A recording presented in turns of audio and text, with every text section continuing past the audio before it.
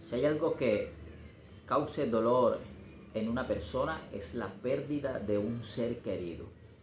Y es entendible en la manera en que nuestros familiares no solo ocupan un lugar sentimental en nuestros corazones, sino que también ocupan un lugar físico, ya sea un sillón en la sala, ya sea una eh, casa a las afueras en la ciudad donde podemos ir a visitarlos, ya sea la persona que nos acompaña en el día a día. En fin, esta ausencia causa un dolor en nuestras vidas. Cuando conocemos al Señor, el Señor lo primero que hace es entregarnos una esperanza. Y eso debe ser muy claro en la vida de cualquier cristiano, de todos los cristianos. Lo que tenemos en Cristo es una esperanza. Y es una esperanza de vida eterna, la cual tiene que ser no solo atesorada en función espiritual, sino que tiene que ser comprendida también desde nuestra propia existencia, la cotidianidad de este mundo. Tiene que comprender esta dimensión también. La esperanza de vida la empezamos a disfrutar desde el mismo momento en que le entregamos nuestro corazón y nuestra vida a Jesús. Dice la Escritura que hemos pasado de muerte a vida. Ahora bien, tenemos algunos familiares que todavía no conocen del Señor. Tenemos algunos familiares que no han decidido llevar una vida acorde a lo que el Señor desea para cada uno de nosotros. Y es frustrante en muchas ocasiones cuando vemos que todavía no buscan y no se acogen al camino del Señor. Pero la Escritura dice que aún con nuestro ejemplo, sin mencionar ninguna sola palabra, las personas pueden cambiar su decisión. Esta debe ser también una forma de estimular a los cristianos para que andemos siempre dando un buen ejemplo a nuestros hermanos, a nuestros tíos, primos, sobrinos, a nuestros amigos. Debe ser una forma en la cual podamos decir, de esta manera puedo llevar a esta persona a los pies de Cristo. Cuando alguien de nuestra familia que no llevaba una vida en Cristo muere, pues es muy triste, es doloroso, porque conocemos cuál es el final de todas esas vidas. Y el Señor ha dispuesto que su Hijo venga a la tierra y nos haya dado una oportunidad de salvación para que nadie se pierda, porque al Señor le duele su creación. Sin embargo, si tenemos familiares que todavía no han aceptado al Señor, no te frustres, más bien órale al Señor y actúa tú en manera de dar ejemplo. Tenemos un ejemplo clarísimo de una persona que no solo no aceptaba al Señor, sino que lo rechazaba más allá de ser una cuestión de opinión. Y ese se llamaba Saulo de Tarso. Es un personaje que perseguía a la iglesia. Es un personaje que cuando la Biblia nos narra en el libro de Hechos el momento de su conversión, no estaba siquiera dispuesto para escuchar o por curiosidad por decir, bueno, voy a ver de qué se trata esto. O sí voy a aceptar la invitación este fin de semana a la iglesia a ver qué pasa. No, sino que cuenta la Escritura que este hombre iba dispuesto a arrestar cristianos, a maltratarlos y a perseguir a la iglesia. Pero resulta que tiene un encuentro con Jesús. Y bueno, ya sabemos cómo terminan los encuentros con Jesús. Todos los que se encuentran con Jesús cambian. Nadie queda igual. Todos tienen que cambiar.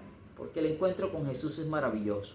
Porque el encuentro con Jesús cambia a la persona desde adentro. Porque el encuentro con Jesús nos muestra que hay alguien que se interesa por nosotros, que tiene un propósito con nosotros. Y entonces la vida de este hombre empieza a cambiar y Saulo llega a convertirse en el autor del más del 50% de la escritura en el Nuevo Testamento. Realiza muchos viajes y empieza a llevar el evangelio a muchas naciones. Esto es importantísimo, es importantísimo. Quiere decir que sí hay una esperanza en esas personas que hacen parte de tu familia y que todavía no han aceptado al Señor.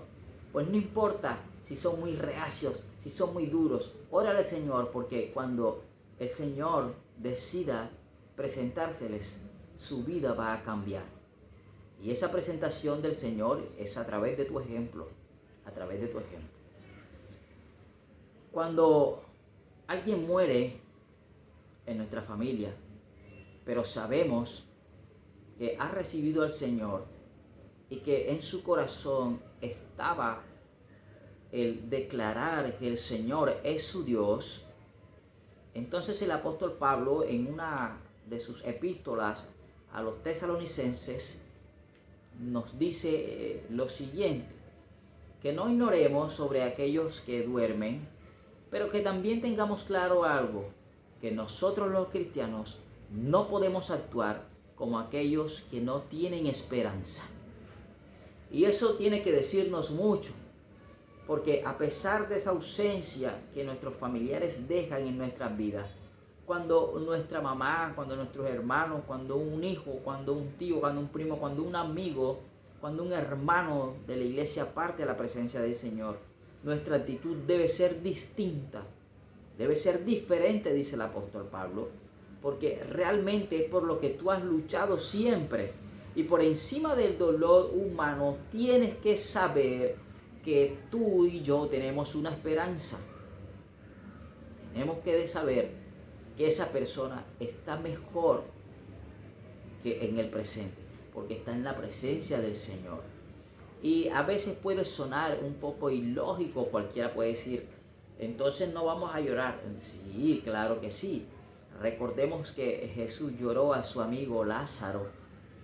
Recuerden que Jesús lloró también viendo la ciudad esa noche, sabiendo lo que le iba a ocurrir. Jesús lloró en varias ocasiones también viendo la situación de las personas, se conmovió. Y no es el hecho de que seamos de piedra o de palo y no lloremos, sino que nuestro actuar en esas situaciones debe ser distinto. Y vemos comúnmente en los entierros, en los sepelios, en los novenarios, vemos a personas que lloran y gritan desconsoladamente, que se van encima del ataúd, que se dan contra las paredes, porque su corazón estaba lleno de resentimiento y de remordimiento su memoria, y entonces ahora saben que no pueden pedir perdón a ese que se fue. Pero no ocurre así entre cristianos. Dice la Escritura que no podemos actuar como los que no tienen esperanza. Sí, nos podemos entristecer, claro que sí. Podemos llorar la ausencia de un hermano, claro que sí, es muy válido. Pero también debemos alegrarnos en el espíritu de saber que esa persona está en la presencia del Señor y que ahora está logrando por lo que tú y yo quedamos aquí luchando, y es poder verle la cara al Señor, cara a cara. Debe ser una alegría. Si el Señor se goza de que esa persona ha llegado a sus pies y ahora está en su presencia, entonces tu actitud no puede ser de dolor ni de depresión, eso no cabe ahí. Puedes ponerte triste por la ausencia, sí, pero debes también tener el gozo del Señor. Y el gozo del Señor es el que dice que esa persona está en su presencia y que ha ganado la batalla, que ha peleado toda esta carrera y que ha conseguido por lo que siempre hemos luchado, y es alcanzar la presencia del Señor. Y eso tiene que ser el motivo suficiente para que tengas gozo, el motivo suficiente para que estés alegre, el motivo suficiente para que ese dolor no se vuelva depresión. Tiene que ser motivo suficiente para exhortar a los que quedaron entonces en vida a que debemos seguir ese mismo ejemplo y hasta el último día de nuestras vidas estar sirviéndole al Señor. Quedémonos con este texto que se encuentra en Primera de Tesalonicenses, capítulo 4, verso 13. Tampoco queremos, hermanos, que ignoréis acerca de los que duermen, para que no os entristezcáis como los otros que no tienen esperanza. Nuestra esperanza está en Cristo. Y en Cristo solo hay salvación, gozo, alegría, bendición y vida eterna. Que el Señor te bendiga y te dé fortaleza. Si en estos momentos has perdido un familiar, has perdido un amigo, si has perdido un vecino, si has perdido una persona de tu familia o de tu círculo social, que el Señor te esté dando la sabiduría para asumir esta situación. Bendiciones.